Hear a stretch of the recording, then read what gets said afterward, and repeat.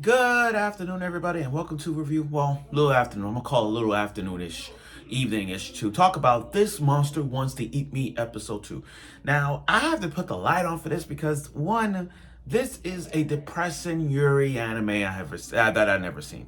Look, when I watch Yuri animes such as Citrus, Bloom Into You, all those fantastic Yuri animes, like the high underrated, one of the most underrated Yuri's, Valkyrie Drive Mermaid. Yes, I've seen that show. And I'm looking at, and this watching this entire series of This Monster Who Wants to Eat Me, as I'm watching this is more like a depression state. So much so, like, the light needs to turn on to bring the brightness of this, that it is this Yuri anime, Yuri horrorness. Not only that, every time I watch this, I'm thinking this is more like Higurashi. This is more like Higurashi mixed in with the summer Hikaru dies. I can't pronounce the summer that Hikaru dies. I forgot the name of that title. But again, it's like those two mixed together into one freaking make the Yuri so depression state, and I like it. I kind of like it because when you like I said, all the Yuri animes has peaceful love, that kind of thing. This right here makes you feel so depressed. It makes you feel like, what is life? What is love? What is the purpose of living? That's what this is. So last week, Hinako, just this regular, quiet, depressed state of mind girl, just wants to die. Like, it's like, I never thought I'd see a character who really wants to die for some cause. Not for a cause, but just want to die. And then all of a sudden, you got this girl named Shiori, this mermaid type. This mermaid, better, like, hotter than Ariel from The Little Mermaid, even though Ariel is the worst Disney princess I've ever seen. She, yeah, she is. Anyway, she comes, and then she's like, I'm going to eat you. And I'm like, this girl wants to eat her? I know people think about this as a two-way street when you think about eating her out, if you know what I mean, wink, wink. But this right here is kind of sick and wrong. So after watching the first episode, we on to episode 2, and I gotta say, it's like watching this episode feel like a dark cloud hovering your head.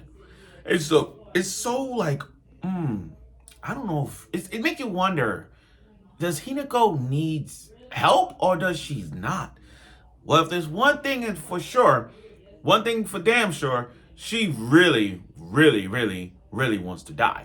That's why I'm wearing this, because the psychotic, depressed state of her, like the toga, makes sense. The only difference is Toga has been redeemed and she's nice, so I forgive her.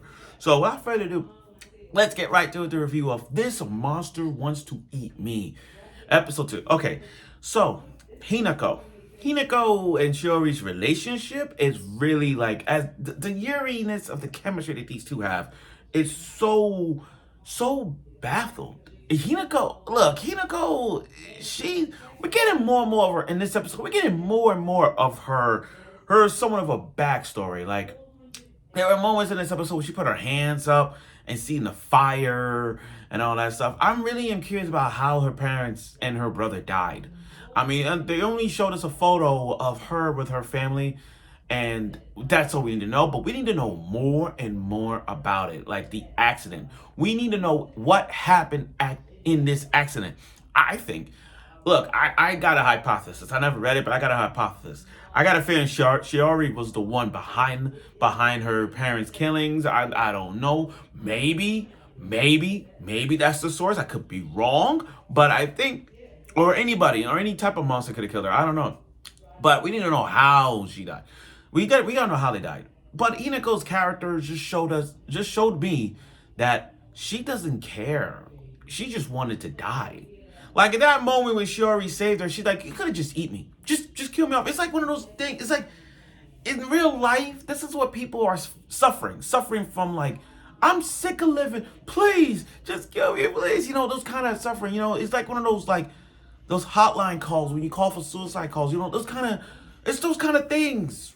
And when I look at Hinako, she just scared. She just doesn't care anymore. She just want to be up there with her family. Now, Shiori is doing her way of being more protective of Hinako to make sure no monsters eat her. Because there's some monsters like her that kill virgin girls. There's some monsters that kill infants, devour infants. There's some that devour females, It's like different type of monsters. And for her, she's just a mermaid that hunts, maybe have a hunt for the females. I don't know. Then, all of a sudden, Miko comes in, and that's just Miko's energetic friend. Miko's friend is very open. Like, the first time seeing her, she's just so like, Hinako, why are you sitting in the back? Why am I sitting in the front? You know, she's just so energetic. But, you know, I feel like she got this yandere kind of vibe in her blood. Like, the moment she saw Shiori sitting in Hanako's seat, and then Shiori is tapping on Hinako's shoulder, you see Miko reaction, like, in a yandere state, to a point where Hinako and Shiori are gonna fight. I'm sorry, Shiori and Miko, my bad, Miko's gonna fight for Hinako's sake. Like, you can see that. You can see that. But the thing about her, Miko, is that, yeah, she's energetic. Yeah, she's like very outspoken. But she's one of those like friends that the only friend that Hinako got. That's why Hinako told Shiori, please don't eat her. Please don't eat her. Yo, I got a feeling. I know this is horror, but I got your horror, Yuri, but I got a gut feeling in my stomach.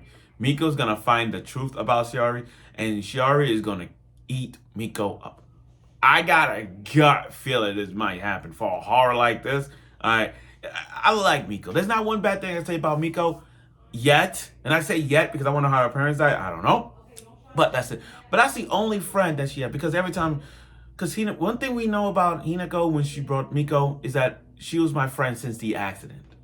So she was there with the accident. We just need to know facts and answers. So when Miko invited Hinako to come to the fireworks festival, it did bring some flashbacks of Hinako's childhood life. How Hinako spent fireworks with her family, and and she lost all that. The thing is, you can see Hinako's face that every time she see these parents with their kids having a great time, Hinako lost all that. I mean, it's hard. It's hard for Hinako. You can learn a lot. You can learn a lot from this, because again, it's hard for her to feel. It's very hard to take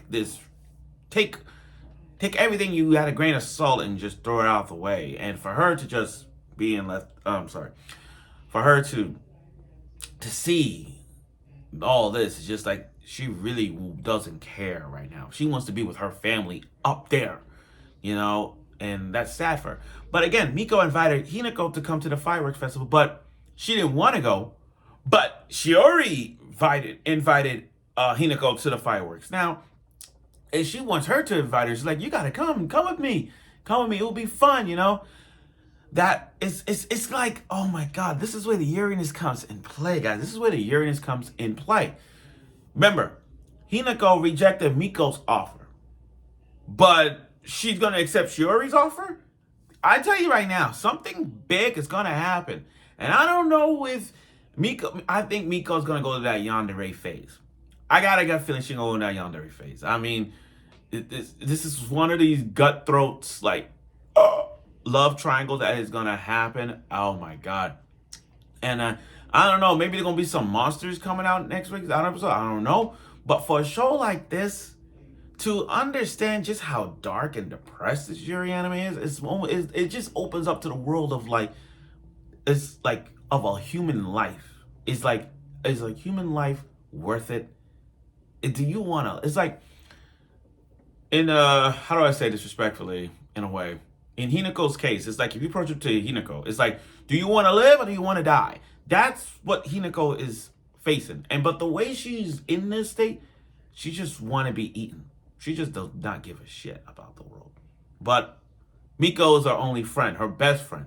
And Miko's going to do everything she can to make sure she has a happy life, to start a new life without her family. Yes, the accident was sad.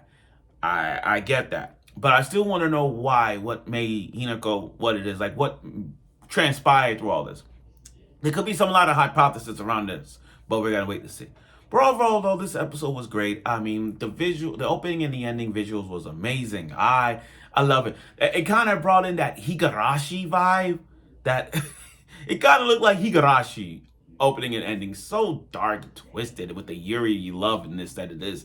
And yeah, it was funny to see Miko there. I like how Miko brings the comedy into this. So to wait a way to bring out a little bit of the cloudness of Miko's and all that. But I mean of Hinako and else. But we'll see where this goes in this firework festival. And maybe, just maybe we get to see some brightness in this one. Hope so. So thank you for watching my review of this show. And I'm tired because this is my third video today. I need to schedule myself to do videos on a regular basis with work and such. With so many shows I'm covering in the fall, these are the shows I'm covering. I ain't doing no more. I'm only covering these. So thank you for watching my review of the show, and I'll see you soon.